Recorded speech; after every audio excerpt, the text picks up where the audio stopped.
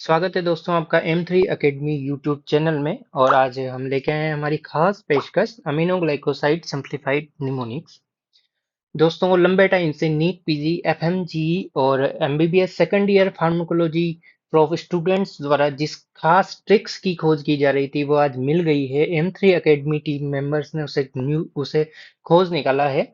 जी हाँ दोस्तों, examination hall में जहाँ ना अपने पास बुक होती है, ना कोई ऐप होता है, ना कोई हिंट होता है, वहाँ जहाँ केवल अपने पास केवल एक क्वेश्चन होता है, उस क्वेश्चन में लिखी हुई एंटीबायोटिक के नाम को देख कर यदि अपन उसके सारे के सारे फीचर्स आंसर से यदि लगा पाए तो कितना अच्छा हो। जी हाँ दोस्तों, यही ट्रिक हमें मिल गई है और इसी के बारे में आज अपन देखने वाले हैं। Amino glycoside simplified mnemonics.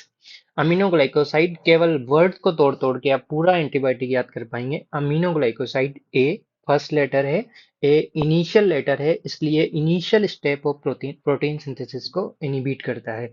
इसके अलावा ये इंटरफेयर करता है पॉलीसोम फॉर्मेशन को, miss reading of mRNA codon को, और 30s सब यूनिट पर ये काम करता है। आप डायग्राम में देख सकते हैं 30s यूनिट पर अमीनो ग्लाइकोसाइड्स काम करते हैं। जी हाँ दोस्तों, जो सेकंड वर्ड है मीन, मीन का मतलब होता है माइनस, माइनस मतलब नेगेटिव। ग्राम नेगेटिव ऑर्गेनिज्म पर अमीनो ग्लाइकोसाइड काम करती है। इसमें साल्मोनेला पर ये इफेक्टिव नहीं होती है। ये क्वेश्चन नीट में पहले पूछा भी गया है। मिन अमीनो ग्लाइकोसाइड में मिन, इन का मीनिंग होता है इनएक्टिवेटिंग एंजाइम्स। जो इसमें मैकेनिज्म ऑफ रेजिस्टेंस होती है वो होती है इनएक्टिवेटिंग एंजाइम्स। बट जो दो एंटीबायोटिक है अमीकासिन एंड नेटिलीमिसिन, ये इस एंजाइम से ससेप्टेबल नहीं होती है, इसलिए अमीनो ग्लाइकोसाइड से जिनमें रेजिस्टेंस है उनमें भी ये काम कर सकती है। इसको ऐसे याद कर सकते हैं, R not susceptible. R means amikacin, not means netilmicin. और इनका मतलब देखते हैं, intra intravitreal injection of gentamicin causes macular infarction and blindness. यदि एक्सीडेंटली इसका इंजेक्शन विट्रस में लग जाए तो मैक्युलर इंफ्रैक्शन हो जाएगा और ब्लाइंडनेस हो जाएगी। अमीनो ग्लाइकोसाइड में आगे बात करते हैं अमीनो। नो में एन का मीनिंग होता है नेफ्रोटॉक्सिसिटी। जी हाँ दोस्तों, नेफ्रोटॉक्सिसिटी में आर आता है। आर का मीनिंग होता है रिवर्सिबल। नेफ्रोटॉक्सिसिटी रिवर्सिबल होती है और ये प्रॉक्सिमल कन्वोल्यूटेड ट्यूबुल पीसीटी को डैमेज करने से टॉक्सिसिटी होती है, क्योंकि पीसीटी की सेल रीजनरेट कर सकती है, इसलिए ये नेफ्रोटॉक्सिसिटी रिवर्सिबल होती है। Normally nephrotoxicity and ototoxicity treatment start करने के 5 डेज के बाद देखी जाती है, इसलिए जो भी नेफ्रोटॉक्सिक ड्रग है उनको साथ में नहीं देते हैं। और यदि किसी पेशेंट में रीनल इनसफिशियंसी है तो अमीनोग्लाइकोसाइड की डोज को रिड्यूस करना पड़ता है। अब बात करते हैं most nephrotoxic drug. Nephro means N, N means neomycin. Neomycin most nephrotoxic drug होती है, इसलिए इसका सिस्टेमिक यूज करते ही नहीं है। तो सिस्टेमिक यूज करने वाली एंटीबायोटिक में कौन सी अमीनोग्लाइकोसाइड मोस्ट नेफ्रोटॉक्सिक है? वो है जेंटामाइसिन। जी हाँ दोस्तों, जब आप किडनी का डायग्राम देखते हैं तो उसमें अपने को उसकी जो मार्जिन होती है वो जी वर्ड से दिखती है, जैसे कि डायग्राम में देख सकते हैं आप। ये किडनी का डायग्राम है, उसमें जी लिखा हुआ है, जो बताता है जेंटामाइसिन नेफ्रोटॉक्सिक ड्रग है। जो लीस्ट नेफ्रोटॉक्सिक ड्रग है वो है streptomycin. Streptomycin is least nephrotoxic drug. दोनों में एस और एस कॉमन होता है। इसके बाद अमीनोग्लाइकोसाइड में एन का मीनिंग नेफ्रोटॉक्सिसिटी के बाद है neurotoxicity. Neurotoxicity and neuromuscular blocking effect. ये कैसे होता है? ये एसिटाइलकोलिन रिलीज को इनहिबिट कर देते हैं।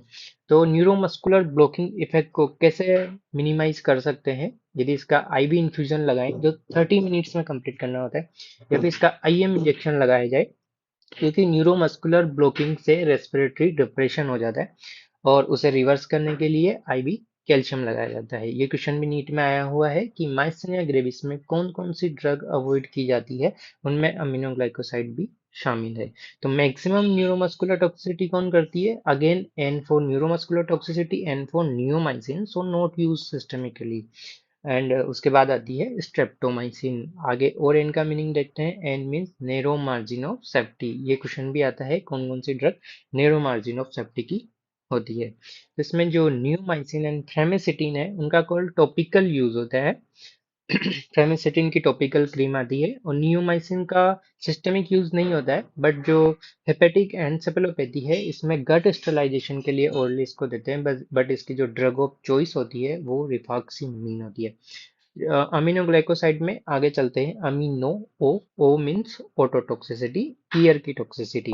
ऑटोटॉक्सिसिटी इरिवर्सिबल होती है, नेफ्रोटॉक्सिसिटी रिवर्सिबल होती है, क्योंकि नेफ्रो में आर आता है। जो पीसीटी की सेल होती है वो रीजनरेट हो सकती है। तो ototoxicity, ototoxicity O means outer hair cell, लेकिन इनको डैमेज करता है आउटर हेयर सेल को। ऑप्शन में आपको इनर हेयर सेल भी मिलेगा जो नहीं है।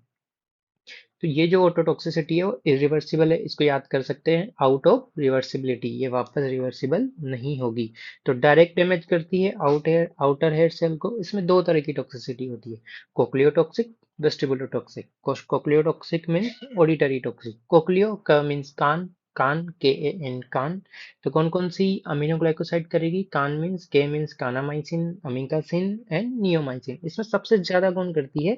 अमीकासिन। ए मीन्स ऑडिटरी, ए मीन्स एक्सेस, ए मीन्स अमीकासिन। वेस्टिबुलोटॉक्सिक कौन करती है? तो वेस्टिबुलोटॉक्सिक से मिलता जुलता वर्ड याद करेंगे, वेस्टिजियल। वेस्टिजियल में एस और जी आता है, एस का मतलब स्ट्रेप्टोमाइसिन, जी का मतलब जेंटोमाइसिन। तो सबसे ज्यादा कौन करती है? सबसे स स्ट्रेप्टोमाइसिन। आगे बात करते हैं टोब्रामाइसिन। टोब्रा को पढ़ेंगे टुब्रामाइसिन। टू मीन्स दोनों, दोनों क्या क्या?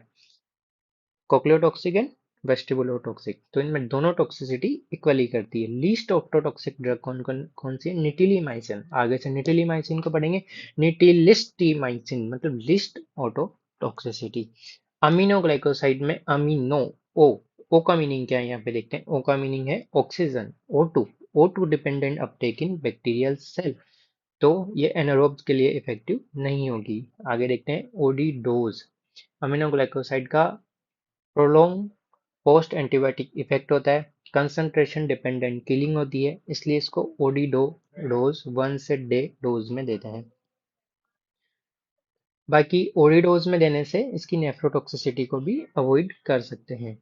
अब ये कैसे पता करें कि अमीनोग्लाइकोसाइड साइडल है या स्टैटिक है? अमीनोग्लाइकोसाइड के लास्ट में आता है साइड। साइड मतलब साइडल।